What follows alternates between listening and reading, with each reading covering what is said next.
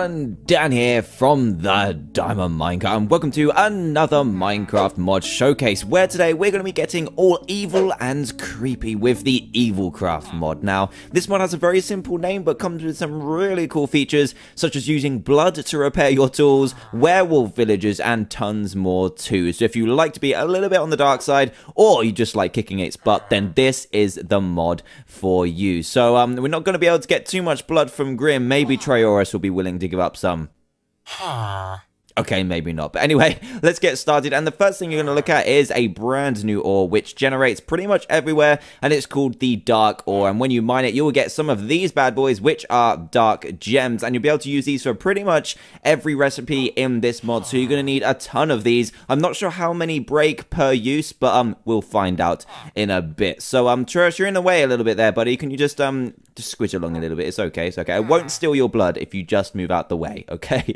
So the first thing we're going to make is the blood chest. Now this is looking pretty cool, and this is the thing I was talking about earlier in the intro, where you can use your blood or other people's blood to repair your tools rather than using an anvil, because that can be quite expensive sometimes, and we've got different ways to collect it. So there's either blood buckets, which I've got right here, or we've got other ways to do it as well. So let's go ahead, and what should we do first? Let's have a look at the recipe first. So the recipe for the blood chest does require 8 oak wood planks in a square like this, and then 1 blood infusion core, which creates the blood chest. And to create the blood infusion core used in this recipe, you're going to need some hardened blood shards and a dark power gem. Now to create each of these, use flint and steel on hardened blood for the hardened blood shard, and then you take a dark gem and throw it in a pool of at least 5 non-hardened blood blocks, or infuse a dark gem with blood. Now this sounds quite complicated, but we're going to go through it right now. So blood has different properties in this mod, so let me just put some in here, and this is just normal liquid pooled blood, which looks pretty awesome,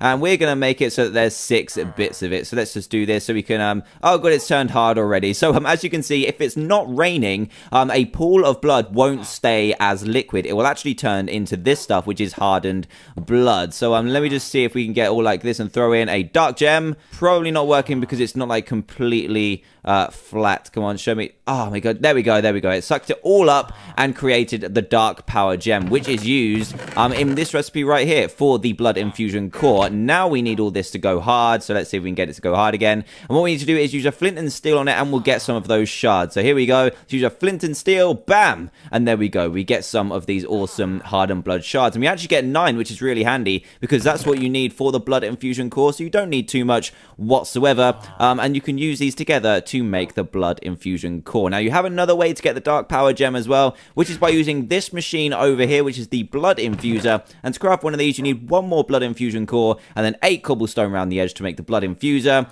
And you can use this in different ways. You either use something that we're going to look at in a minute, which is this thing right here, the blood extractor. And actually, we are going to need to go over this quickly. So let's have a quick look at this blood extractor and all the stuff you can use to hold your blood. So you can't use the bucket straight away in the machine. I'll just show you that quickly. You need to actually contain it in something. So let's have a look here. We're actually going to need, there's 3 different types of blood cells. There's a small one, there's a blood can, and then a blood basin. So there's 3 different sizes. To create the smallest one, you're going to need 8 dark gems, 1 glass, and you'll get the blood cell, which can carry 5,000 little blood molecules, I guess. Then if you put 2 of the normal blood cells together, you get a blood can, which can hold 10,000 blood cells. And then if you put 2 of the blood cans together, you get the blood basin, which holds 20,000 blood little molecule things. So let's grab this blood cell. And I'm not sure if you can actually put these together in a crafting table or something. Let's have a quick look here. There we go, right click, and then see if we can put these together. If not, I'm going to have to show you the other way to do it. So let's have a quick look. See if we can right click. I'm just testing this out quickly. There we go. We can actually get it from the pool of blood, which is really cool. Let me just sort this out here. And basically just right click on blood. Or there's another way to get it as well, which I'll show you right now actually, because it kind of makes sense too. We've also got the blood extractor, which will allow you to extract blood from either mobs or mobs that have died. So I'll explain that right now. And you need a blood cell, sugarcane, and an iron ingot to craft it. So there's different ways to get blood in this mod. You don't actually get it from yourself. You can either get it from killing mobs or by dropping them from great heights. Now this sounds completely fun, and we're going to do it right now. So basically, if you kill a mob and you have let's have a look here on this blood cell, if you have a shift and right click to toggle the auto supply, you'll be able to get loads of blood from stuff that you kill. What was that?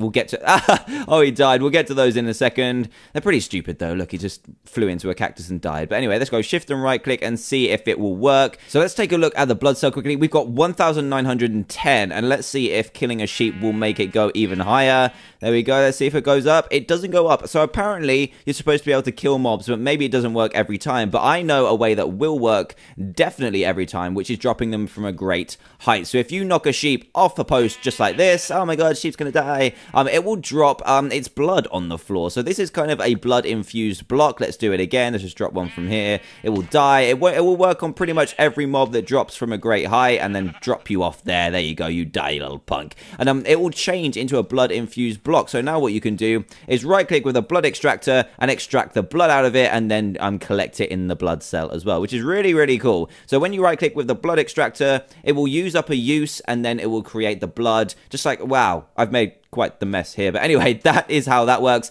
And we also need to pop some sheep in here for later as well. So let's put a load in here and see what happens. I will get to these later on. But now we're going to go infuse some stuff with blood. So now we've got all of our blood, we can now infuse stuff with blood, such as the dark gem. So let's put the blood cell in here, and it will start to fill up the infuser, and then we can infuse the dark gem with blood, as you would with any regular furnace. So that is really cool. I think we can also put the blood extractor in here as well, but we're going to use that in a second. So now we've got a dark power gem, which is the second way to get one of those. So let's use our blood chest now. We're actually going to need something that needs repairing. So if I just go into game mode 0 quickly and slice this with my sword. Let's go and slice something. What can we slice? I guess we could slice up a couple of those sheep that we had earlier and just put a little bit of durability on this. No! Oh my god, these doors. We need to just get pressure plates sorted out for these. I think that's going to be the next upgrade to the lab, but let's cut this guy down. There we go. And now we should be able to use this in our cool machine. So let's go and do that right now. And here we go. So let's put this in here. Let's see if this works. That does work as well. So you don't always need a blood cell. You can just kind of extract it straight away. And I think this is actually the one where you kill something and it will extract the blood automatically, because I think it went up while I killed that sheep there. But anyway, let's put a diamond sword in here. Now, there's good things and bad things about this. The good thing is that you don't need to use lots of diamonds in an anvil to be able to repair your diamond stuff or iron stuff or whatever. But you will get the chance of having some debuffs on here, which we'll go over later. So let's put that in here, and it will gradually start to repair our tool. And because we only had one slice on that, it didn't really repair too much. But as you can see, it will take a little bit of blood and then repair your stuff. Now, you can get some debuffs on these, which I'll get to right now. Actually, it seems like the time. And the debuff is, it's actually called breaking. Now, you can have breaking 1, 2, or 3. And if you leave your item in there for too long, or kind of, it's just random chance, really, you could have a item that gets enchanted with breaking. Now, that pretty much is the opposite of unbreaking. So every time you swing your sword, depending on having 1, 2, or 3 power on your breaking enchantment, you will have the chance of it being used up a lot quicker. So one swipe could equal 3 durability on your diamond sword. So do be wary of that when using the blood chest. But overall, a really cool way to repair your stuff. Now, I think I've gone over everything here. Let's have a quick look. We've gone over that recipe, gone over this recipe. We've got one more thing to check out, I think. Let's have a quick look. Yeah, I think we've done everything so far. So let's just put this up here, this up here, this up here. We've got some more mobs to look at, and we've got some generated structures, and we've got something that should be spawning over here. I'm not sure if it's going to. Let's have a quick look. And the new thing is pretty gross. It is actually the excrement pile. So, in normal terms, that is poop.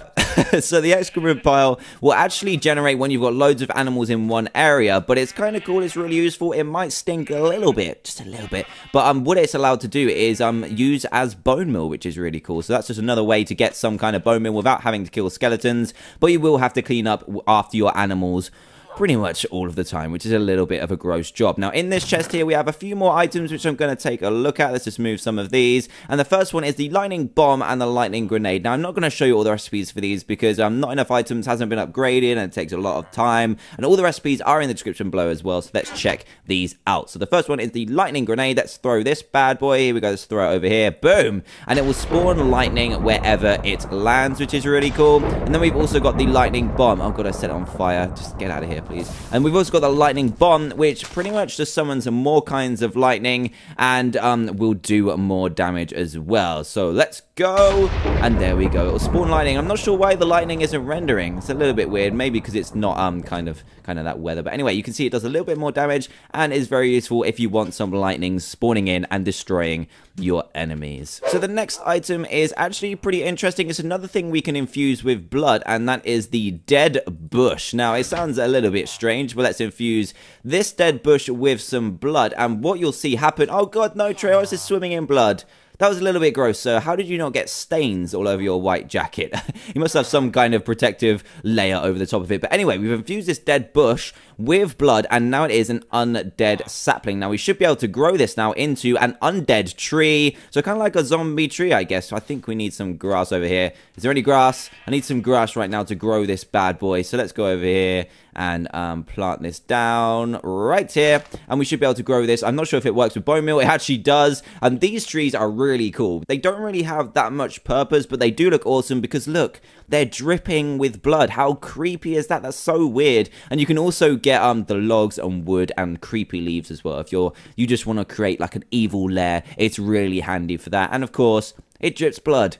How cool. Right then, we've got a couple more items. We've actually got a blood pearl of teleportation. We've got some poison, and we've also got a broomstick as well. And then we've got a couple more items, and then we'll go over the mobs and cool stuff as well. So first thing is the blood pearl of teleportation. Now, this is exactly like an ender pearl, but instead of using up your damage, it will use up blood. So we've already charged this up. Has 1,000 blood uses in it. So let's try this out and see how much blood it uses. And I'm at the bottom of the ocean. So it actually didn't use any, probably because I am in game mode 1 or creative mode, but it's really cool, an alternate way of using your blood, which is really handy. You do get a little bit of slowness, which is unfortunate, but let's see if we can get into the lab.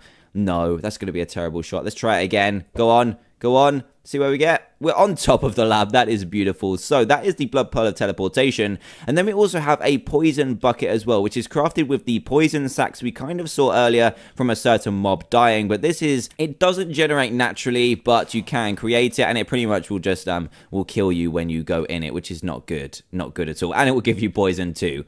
That's really unfortunate. But now we're going to move on to the broom. So let's right click the broom, and we are now sitting on a fantastic broom. Look at this. Very awesome. And as soon as you right click with the item, you'll get mounted onto it, and you pretty much just use it in the normal way you would any other thing. I'm not sure if you can go up into the air. Oh, you can. You use the mouse to point where you want to go, and just the W key to move forward. And this is a very cool broom. I'm liking this. Yes, this is beautiful. You can hover as well, which is nice when you let go of W. And I am liking this broom. This is awesome. Let's go and park it in the lab and see how awesome this is. Look at this. Yes, finally a properly working broom that I can control. There we go. That is pretty impressive. I like that a lot. Now, we've got a couple more items to look at. Let's have a look at what they are. We've got some enchanting books, which apart from breaking 3, we have some good enchantments as well. So we've got life stealing, unusing, and poison tip as well. So poison tip is pretty much the same as fire aspect, so you can inflict poison instead of fire. We've also got unusing, which is pretty cool. If you enchant a sword with it, and you're just about to use your sword for the last time, and it would break if you use it, it will actually stop that from happening. So it won't do any damage. It will actually stop you using the item before it breaks, which is going to be quite handy, but probably quite annoying in the wrong situation. And we've also got life stealing as well, which will steal a little bit of life every time you do damage to a mob, which is really cool. And the final thing is the weather container, which is a really awesome item, which we're going to take a look at in a second. And to craft it, you are going to need 1 dark power gem, 1 glass bottle, and 1 sugar, and it'll get you an empty weather container. Now we're going to transport over to a dark temple, which looks really, really cool. And these will generate above the layer of 90, actually. I was going to say 60, but I meant 90. And they look really cool. You can also kind of identify them by this massive beacon as well. And these pretty much, this is the only place where you can find one of these things, which is where you fill up the weather container. So if you throw a weather container in here, it kind of grows in size and floats into the air a little bit weirdly. Why did you do that?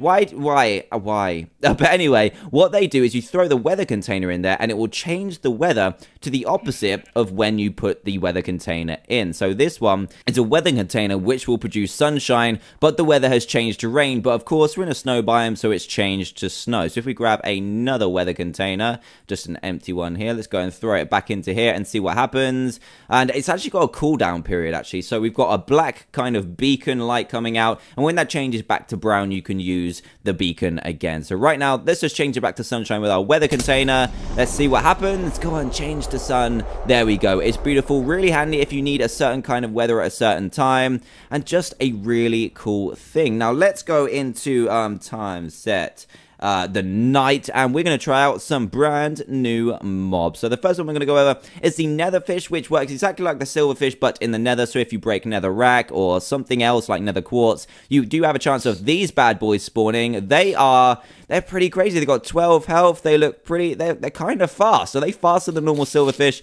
But anyway, they're very aggressive. And what will they drop?